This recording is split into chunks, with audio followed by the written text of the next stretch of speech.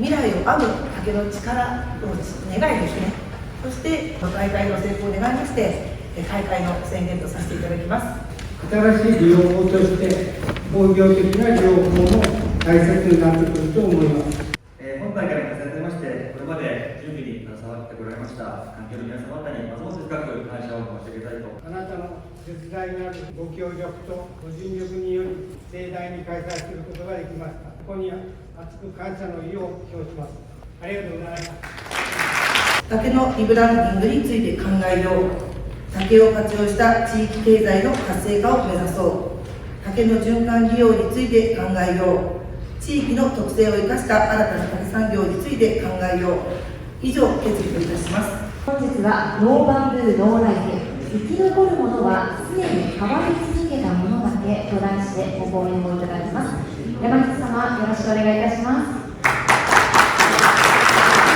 はい、皆さん、こんにちは。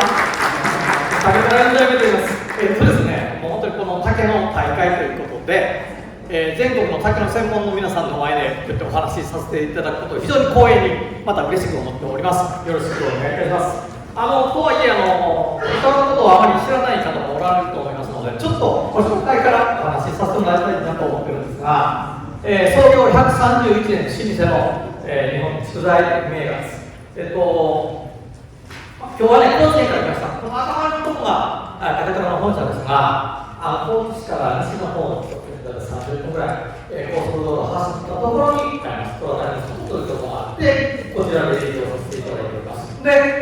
初代三郎2代目吉、春3代目吉嗣、そして自分4代目と、続いてるんですが、もともとは大阪天王寺で和傘の材料の竹材商として創業しました。で、そこから、戦後ですね、トラフ岳という竹が四国の高知の、トラタケの里でしか生育しませんので、そちらに本社を移して営業をいたしております。でですね、このトラタケ、本当不思議な竹で、これトラタケの里なんですが、わずか 1.5 キロの間口しかありません。で、この 1.5 キロの間口で、これが自社が持っている一番広い竹林なんですけれど、山の下からですね、ずっと上までは竹がある。ところがこの頂上を越すと竹が1本もなくなるという非常に不思議な地域で、高知はですね、ご存知のようにその88カ所のお遍路でお遍路さんが回ってくるんですけど、これちょっと見にくいかもしれないですけど、足元トレッキングシューズ履い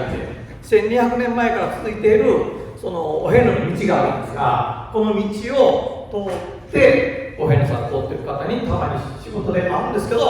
お兄さん、この竹林は、この山は不思議やね。下からずっと竹ばっかりや。でもこの峠を越すと竹が一本もなくなる。本当に不思議な地域だねっていうふうに言われるようなところです。ほんでですね、2、3年前に、らんま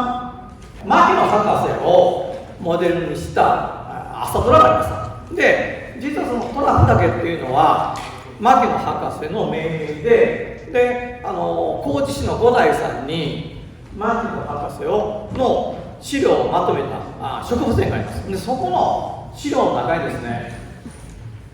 この赤いところ、ここ分かりますか？これ泡って書いてますけど、実はここがですね、これです。この海岸線のところがここなんですけど、まさにこの泡のこの種のだけ土質が違うということで、このトラタケがこの地域でしか取れないのはこの土質のせいじゃないか。で、京都大学の先生が2回、研究に来られて、多分これ上田光一郎先生だと思うんですが、来られて、土質には特殊な細菌のせいじゃないかというふうに言われてるんですが、あとその最近ではこの大学の先生で、その潮風が当たると植物っていうのはストレスで黒く色づくことだそうですね。で、そういった作用も影響してるんじゃないかなというふうに言われているって言われます。で、あるいは強い日差しとか、それと気候、最近の温暖化で、トラタケは色づきが悪くなってるんですよ。土地の好み伝えで、トラタケは霜が降りたら色がつくというふうに昔から言われてました。で、それがあんまり信用してなかったんですが、この15年ぐらい前からですね、ちょっとずつ温度が高くなって、昔は雪合戦とかできたのに、霜が降りない。で、そうなると、虎竹の色もだんだん悪くなってきて、今は結構色付きが悪いような状態になっているので、そういったいろんなその気候条件、土質もあるんですが、気候条件が複雑に絡まって、この虎模様ができているんじゃないかなというふうに思っています。で、虎竹は火抜きです。ご存知のように、火抜きと湯抜きがあって、湿式とか乾式とか言われるんですが、この油抜きをすると、山にある状態がこういった虎模様になると。で、美しい虎模様になるという形です。で、高知量が出てきましたが、この阿波という地域は非常にその田んぼも少なくてですね、昔から非常に貧しい地域です。で、土佐藩政時代は山之助のお殿様に、この竹を年貢の代わりに納めていたという、そういった記録も残るような由緒ある竹ではあります。で、この竹もですね、虎竹の竹もあるんですが、もうやっぱり皆さんご存知のように、鉢の竹っていうのは、これは模様がつかってないです。竹の元には模様がつかないのに、3年経つと模様がつく。で、こっちは妄想だけの竹の皮なんですけど、妄想だけで色がつかないけど、竹の皮には模様がついてる。竹って本当に不思議なもんだなというふうに思うんですが、実はこの竹の子はですね、生えて3年経ったのですね、3ヶ月で20メートルあるいは15メートルの高さにまで成長する。継続利用可能な唯一の天然資源というふうに言われているところから、竹虎では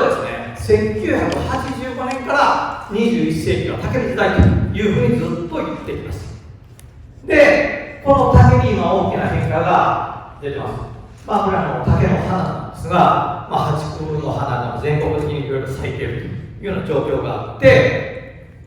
で、これはですね、2018年の、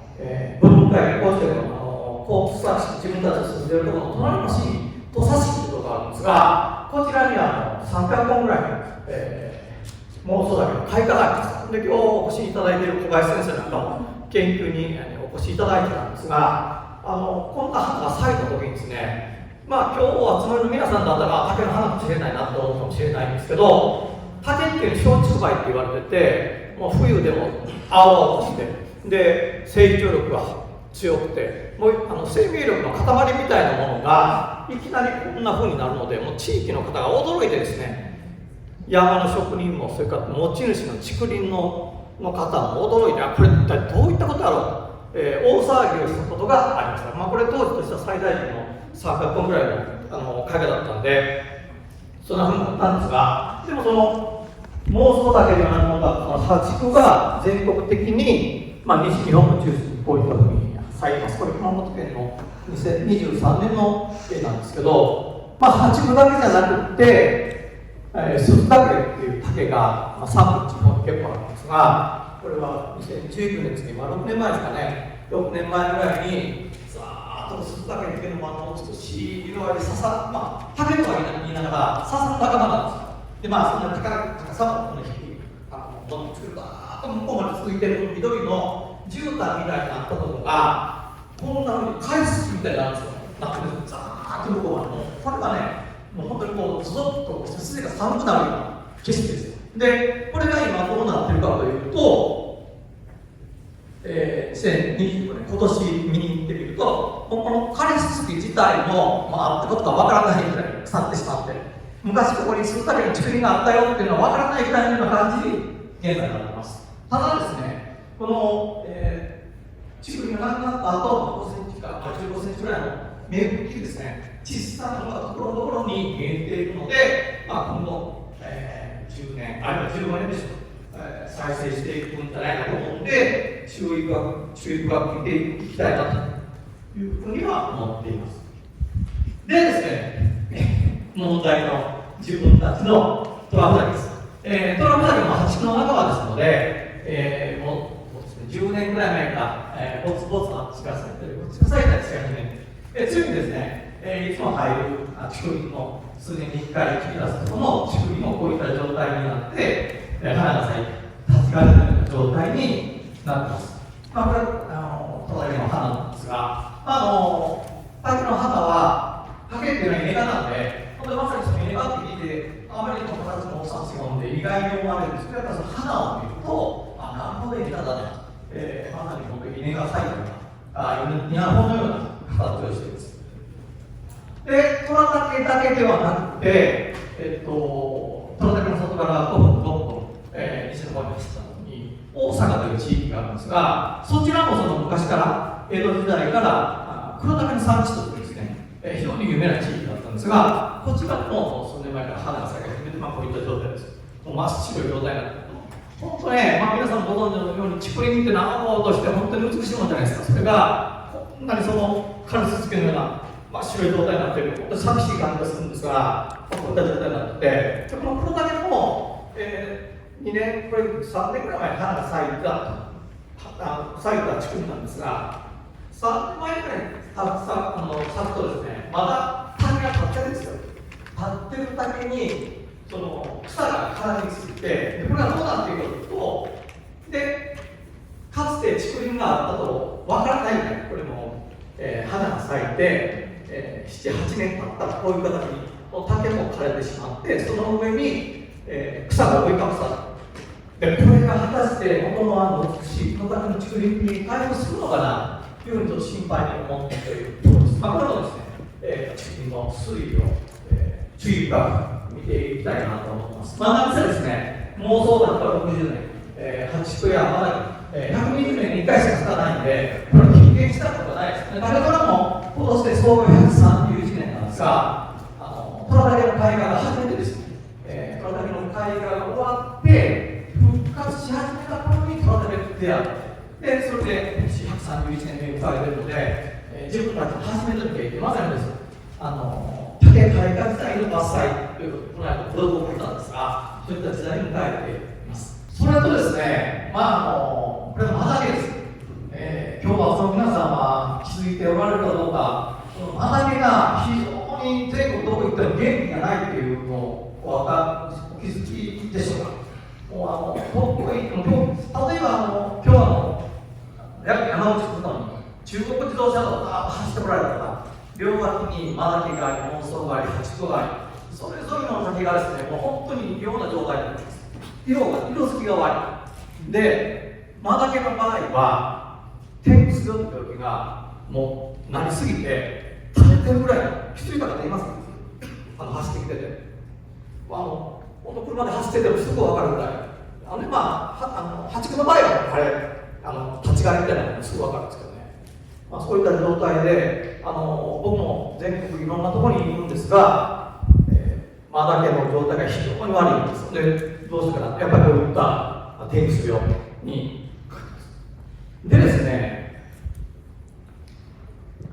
この天狗病なんですけれど、昔のコロナの職人に聞いたら、天狗病が発生したらどうしたんですかと、いやもうすぐ切って焼却したんです。でも今はそのマダケを管理する人もいないし、する人でもいないので、もうこれ空気感染なんで、僕の見たところ、西日本のマダケは全部罹患してます。一部離島とか、そういったところではきれいな竹林が残ってるんですけど、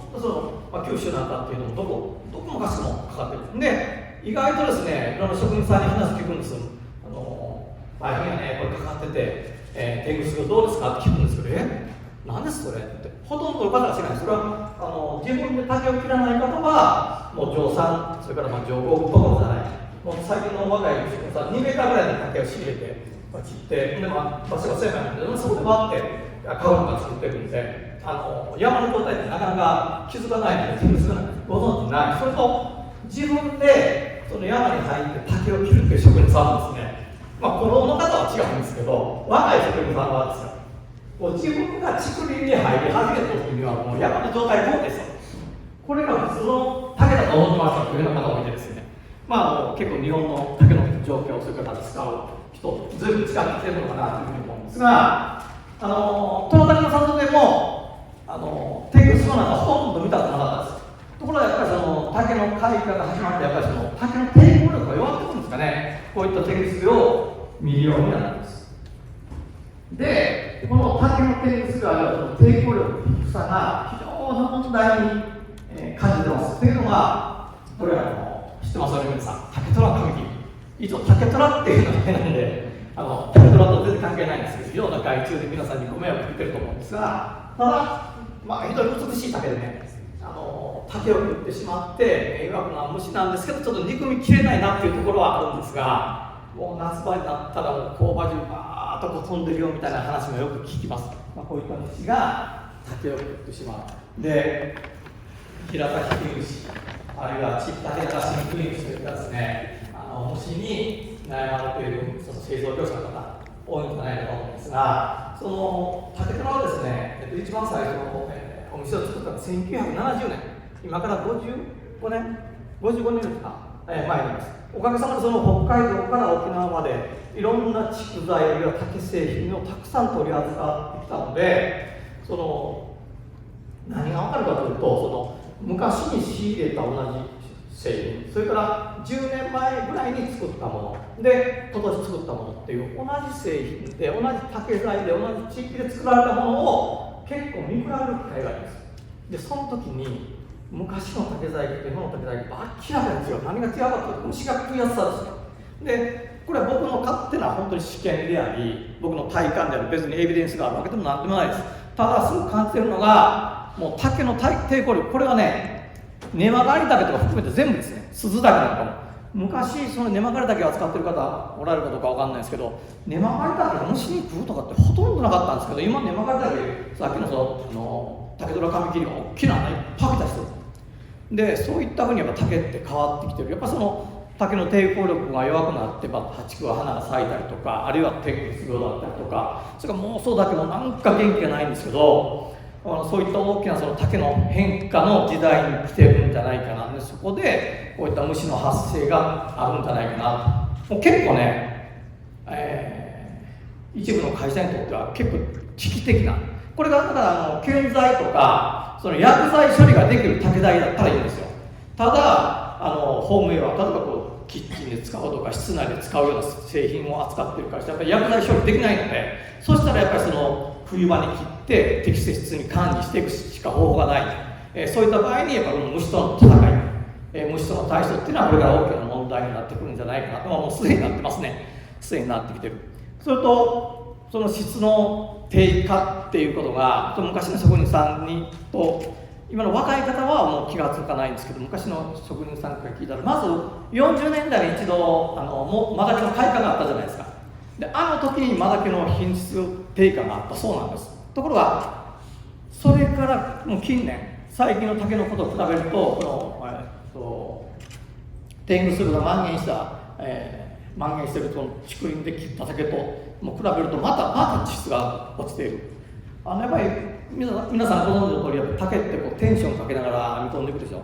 で昔の50年前40年前の製品とか、そのテンションかけたところなんか一つも折れてないですよ。一つも折れてないです。けど今の竹ってポキポキ節から折れたり弾いたり、これってすっごいなんでこんな竹っていつからこんな弱くなってるんやろ、こんな8分もんだったのか、昔から全部調べてみるとそんなことない。やっぱり最近の竹製品、竹材の、質の低下、これやっぱりその山の管理もあれば、山の職人の質もあれば、作る職人の質、いろんなことが変わってきてるんでしょうがないことかもしれないですけど、これは自分では非常に大きな問題として捉えています。でですね、それに関連してこれある時にその九州から職人さん、山の職人さん来られて「竹寺さんこれ知ってますか?」「いや知りませんよ」って言ったら、この節と節の間に穴が1個ずつ開いてる竹があるんです。持ってきてこんなのがあるんですけど、これ何ですかって持ってこられたことがあったんですけど、もうこんなですね、節と節全部穴開けてくるんです。こんな見たことなかったんで、いや分かんないんですって現地に見に行ったんですけど、こういった不思議な竹、これなんて書いてある、タケノコムシじゃないかなっていう、いろんな方に聞いてそうじゃないかなというふうに言ってるんですけど、まだ実際は確信が持って出ません。なんか分かんないです。でいろんな虫がいるんですけど、これサンパウロに行った時にハチクの竹林も案内してもらったんです。で向こうにその日本から移民した方がハチクの縄を持って向こうで広げてですね、そのハチクの竹林っていうのがあるんですよ。一日こう歩いても1日から2、3時間歩いても全然その息つかないぐらいきれいな竹林があるけど、そこにですね、こんな大きな穴を開けるんですが、日本もどんどん温暖化してきて、いまだこんな虫が入ってきてないと思うんですが、今後こういった虫にも注意をしていく必要があるんじゃないかなというふうに思ったりしています。それぞれね、これちょっといまだに信じられないんですけど、竹を切り倒す虫がいるって言うんですよ。これ嫌いなにいろいろこれ虫の歯型って言うんですよ。で、通訳に何回も確認しました。これ信じられないんで、こんな虫本当はおるんですよ。いやいや、虫が食ったってそこに行ってますっていう現地の方と何回も確認したんですけど、こういった虫もね、ブラジルにはいるということです。温暖化、やっぱり温暖化が暖かくなって、今の生態が随分変わってきて、南の方にしかいなかった魚が下に取れるとかいろんなことがあるんですけど、こんなものが日本に入ってきて、広がらなかったらエロいなというふうなことを思ったりしております。とはいえですね、竹っていうのは非常に世界で人気で、日本の竹は注目されています。これはエルメスの表参道も竹のデザインされているし、それからアルマーニのなんかっていうのも竹のデザインだし、それからパリのエルメスに行くとなんか3回か4回に案内されて、いやいや竹の人だったら見ていってくださいって言うから行ってみると、もう竹のデザインの屋根とかも全部天井とか全部竹のデザインで置かれてるの竹の椅子とか竹のベンチですよ。でやっぱ海外からすると日本ではね、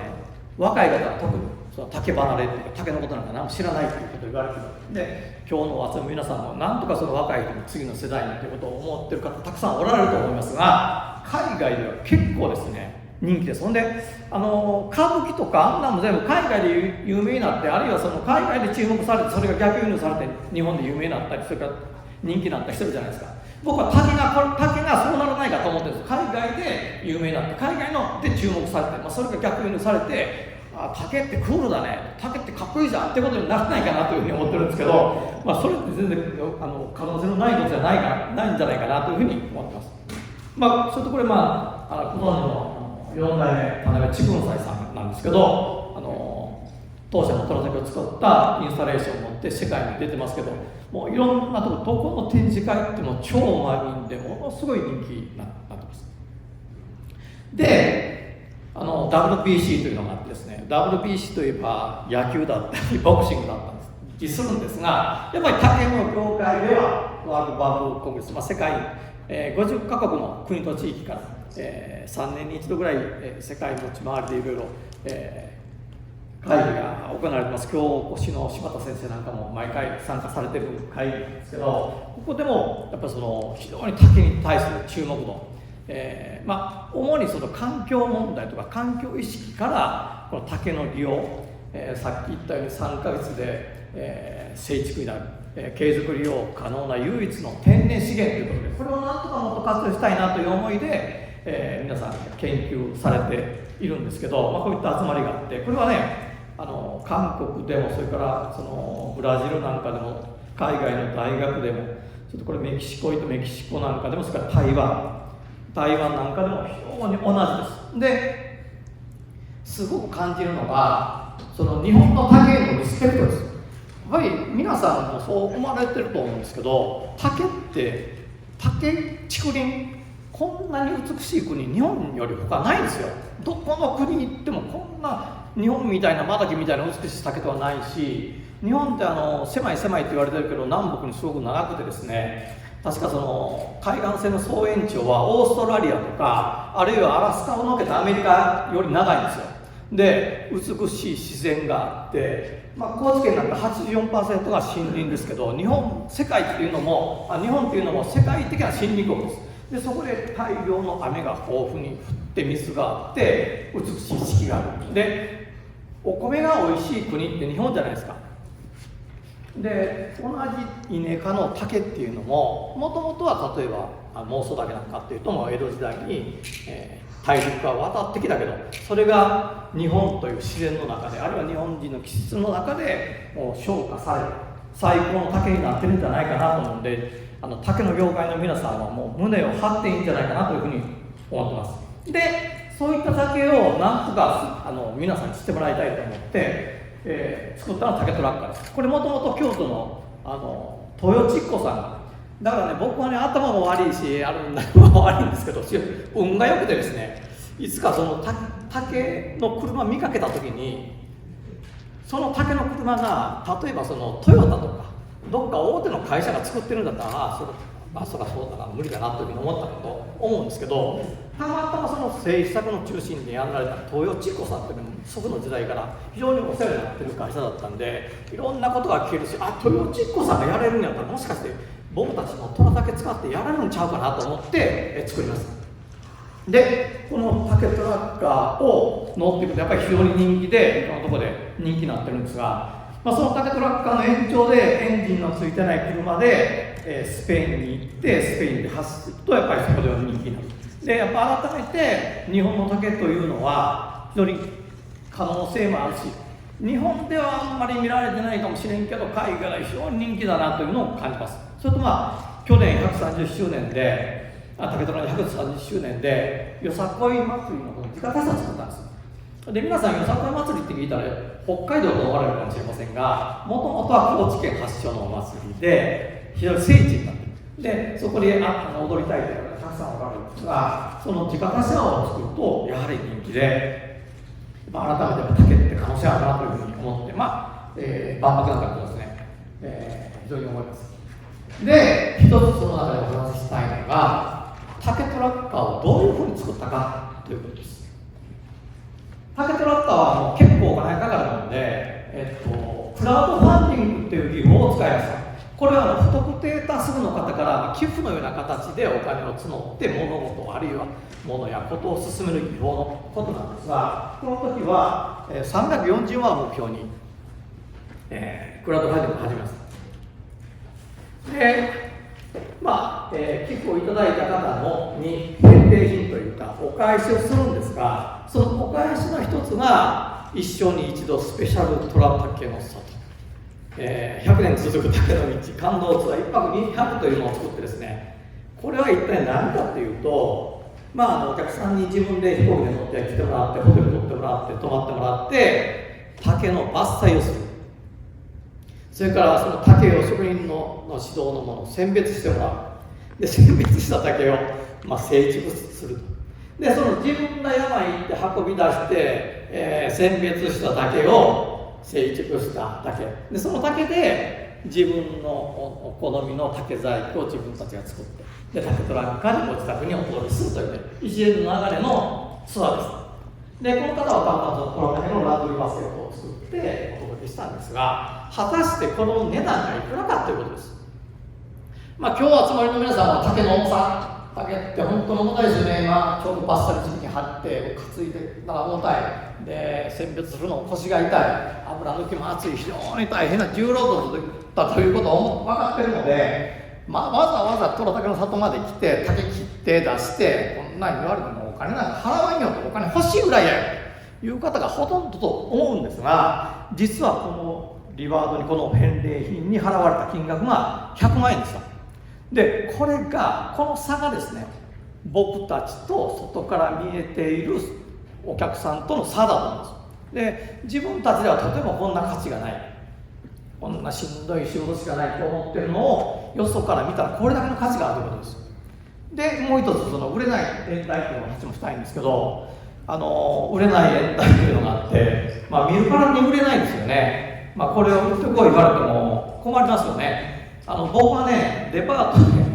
昔売り出しを行きました。デパートで売り出しに行って、こうやって目の前のお客さんにこれどうですかお客さん、いいですよ、足折れたみになってこれまっすぐでしょ、食べてるんですよとか言っても誰もとかなくて、1週間張り付いて1台か2台ようやく売れるぐらいだったんです。で、ところがテレビ番組が来て、すごく売れる番組だからやりませんかって、大阪と、兵庫と京都と和歌山の4県だけしか放送されないんですけど、ものすごく売れますから出ませんか、ただでしたんでやってみますでやりました。そしたらその夕方5時に番組があって、そのディレクターの方が夜夕方、もし売れるだったら夕方5時から電話がいっぱいかかってくるから社員残しとってくださいって言うんですよ。ほんで電話が2回戦しかないから1回戦増やしとってくださいって言うんで3回戦にして社員いや残ってもらって待っててもらいました。そしたらどうなったかというと、夕方の5時からもう9時まで電話が鳴りっぱなしなんですよ。でなりっぱなしで、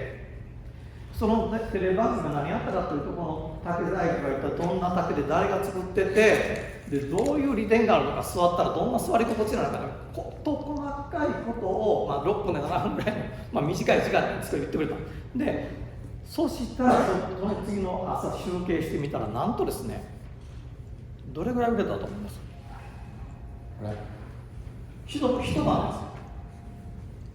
なんとですね、300台です。300台で、ちょうど今ちょっと値段がありますけど、当時は平均単価2万円でしたから、一晩で600万円、もうびっくりしてですね、で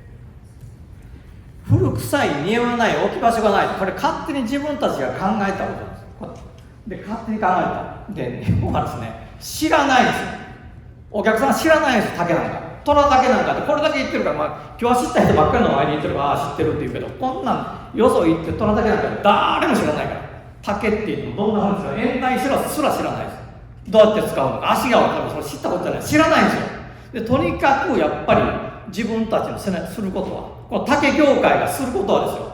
よ、社用産業で人がいない、だんだん若い人いなくなってしまう、そんな話ばっかりですよ。違うんですよ。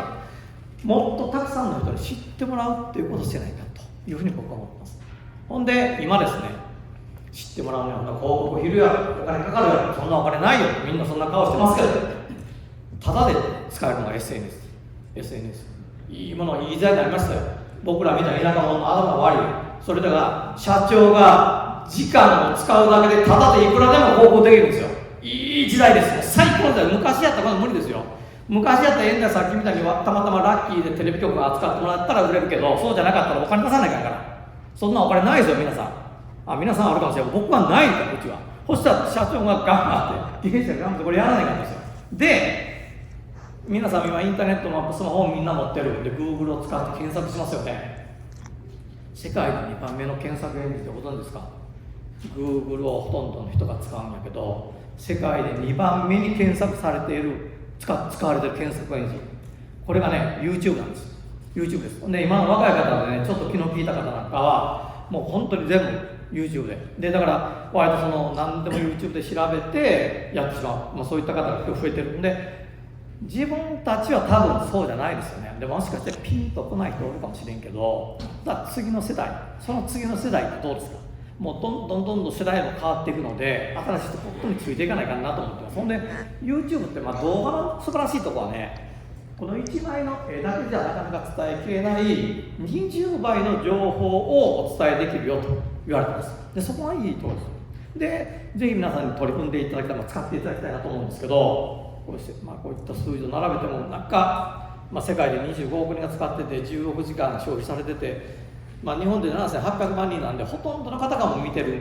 で一番いいのが Facebook って聞いたことありますかね？ Facebook とかそれからインスタグラムとか聞いたことがあるんじゃないかと思うんですが、そういったものに比べて滞在時間が2倍なんですよ。これ2倍っていうのは長ければ長いほどそこで消費が起こりやすいので、やっぱり動画っていうのは取り組むべきじゃないかなというふうに思ってるんです。ただね、再生時間の10万回以上っていうのは全体の 1% がかなり厳しい。でやられてみれば分かるんですけど、ほとんど見られません。動画たくさん人が来てると言っても1本1000回以上再生されるのはわずか1割ですと言われてるんで、なかなかやれば誰でも簡単にやれるというわけじゃないんですけど、ぜひ取り組む価値があるんじゃないかな。道近きにありしかるにこれを遠くに求むという言葉がありますが、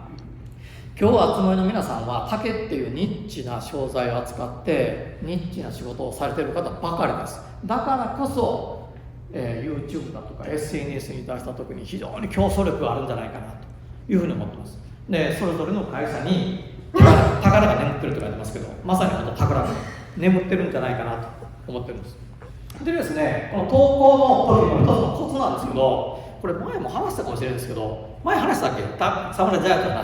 話してない。よかった。この話しすぎてね、もうほとんど聞いたっていうような顔ばっかりで、今日は初めてなので嬉しいですね。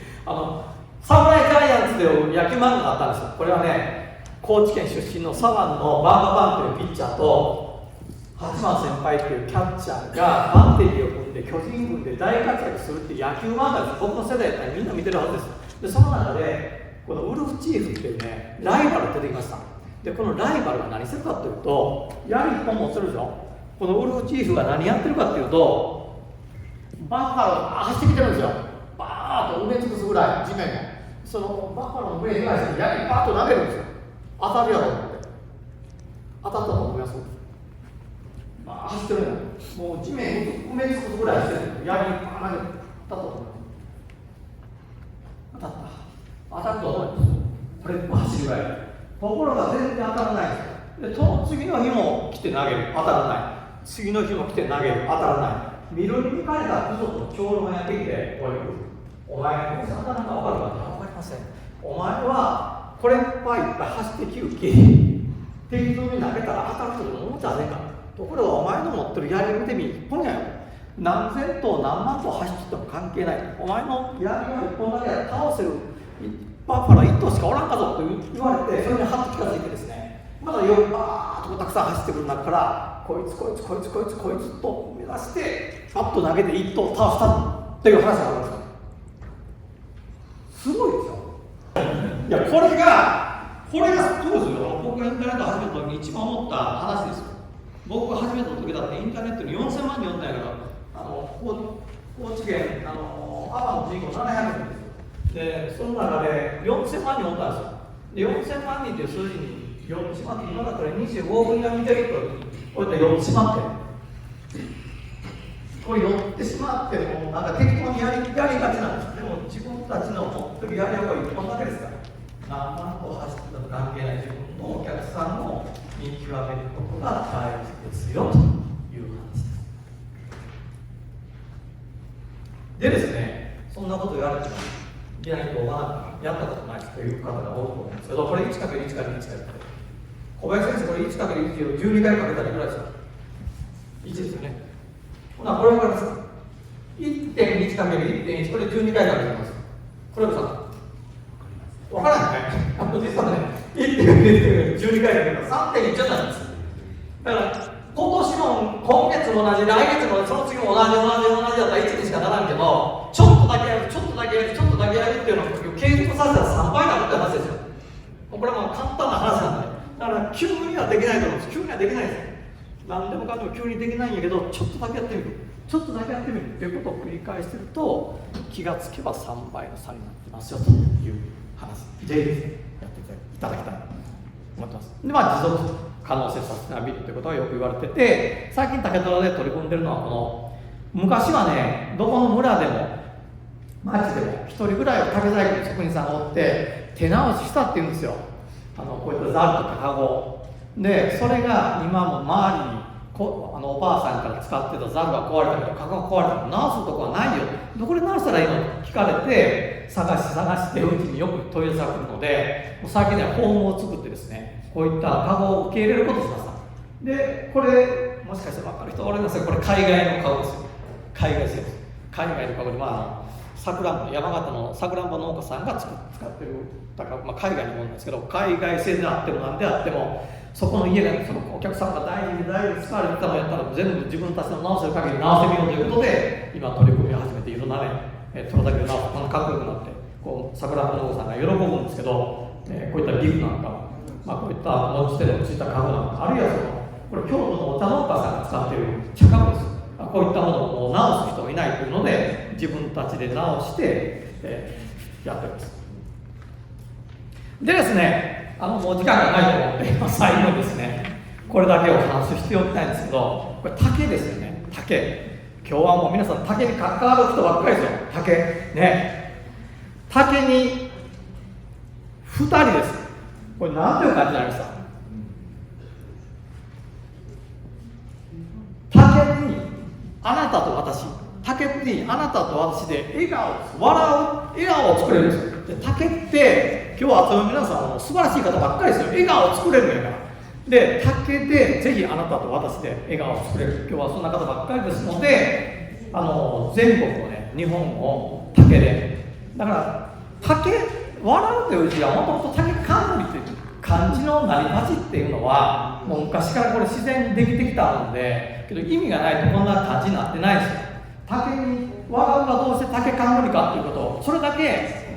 何千年も縄文遺跡で竹が発見された。それからずっとも古の数千年の歴史がある日本人と竹っていうのは、そういって周りが竹ばっかりだったのに、今プラスチックとか出てきてたまたま忘れられてるだけです。でね、そうそう日本人のね、皆さん若い方もね知らない方もみんな DNA に竹が入ってるんですよ。それが証拠にね、うちに入ってる若い人、職人社員とか竹ゼロで入ってくるんやけど、竹取らで竹に触って竹のことを勉強するうちに竹が好きになってみんな竹使い出す。やっぱり日本人で育つ竹っていうのをよく体で肌で DNA で竹知ってるというふうに思ってます。でそれで最後の最後です。これですね、今回の基調講演にあたって1975年の、全部竹の大会の案内をしてありました。うちの祖父が参加した時のパンフレットを持ってました。でちょうど半世紀前、50年前に大会やったんですけど、その時のスローガンなんですかね。50年前ですよ。日本の竹を守り育てよ。日本の竹を守り育てよ。50年前からずっとこうやって言い続けてるんですよ。こうやってずっと言い続けてるってことです。でこう50年前のやつを見ると、もう懐かしい名前もあれば全然知らない名前もある。本当ただ50年前のやつと今日のやつと見比べると、本当にその50年間の竹産業の差、違いっていうのはしみじみ感じるんですけど、50年前から同じことを言っている。でこれは変わり続けないと同じことって守れていけないんです。で変わり続けることで変わらないものを守ると書いてますが、竹虎も100年続いてきた虎竹の里をこれからの100年守りたいと思ってるんですよ。でそのためにはやっぱり自分たちが変わり続けないといけない。最後に生き残るものは強いものでも頭の良いものでもない、常に変わり続けたもんだという言葉があるんですが、ぜひ竹業界も今日集まりの皆さんもですね、竹文化とか竹の産業とか自分たちがずっと残したい、守っていきたい、あるいは後世につなげたいものがあるから今日ここにおるんでしょ。そうでしょ。竹を持ってる竹の心があるから今日ここにおるんでしょ。わざわざ山口まで来てると思うんです。そういった方にはぜひそういったものをこれからもずっと守り続けるために変わってもらいます。変わらないと変わらないと守っていけないんですよ。自分たちはね、ずっとそういったつもりで虎竹の里をこれからも守っていくために変わり続けるという決意でいます。ぜひですね、皆さんもそういった決意で頑張っていただけることを記念して、伝わらない話でしたが以上で終わりたいと思います。どうもありがとうございました。最後まで動画をご覧いただいてありがとうございます。グッドボタン、チャンネル登録よろしくお願いいたします。